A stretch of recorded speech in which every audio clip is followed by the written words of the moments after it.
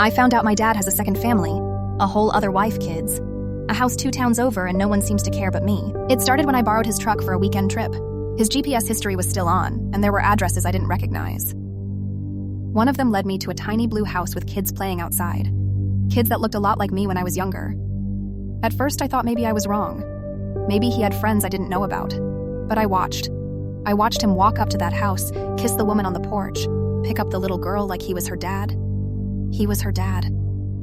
I sat in my car, fists gripping the steering wheel so hard I thought it would snap. I wanted to scream. I wanted to call my mom immediately and tell her everything. But I didn't. Instead, I sat with it for weeks. I spiraled. Every time my dad smiled at me, every time he laughed at the dinner table. It felt like knives under my skin. I couldn't eat. I couldn't sleep. I hated him. I loved him. I missed the version of him I thought was real.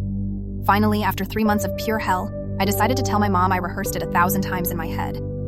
But when I sat her down, shaking, crying, and told her what I knew, she didn't even flinch. She just looked at me almost bored and said, "Yeah, I know it's complicated." Complicated like it was a fucking parking ticket. Not her whole marriage. Turns out she's been having an affair of her own for years. She has a man, a separate life. "We have an understanding," she said. Like that explained anything.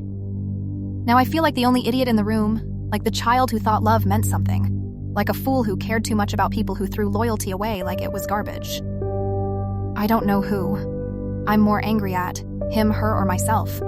I feel like I'm the outsider in a family built on lies. And I honestly don't know if I'll ever be able to forgive either of them.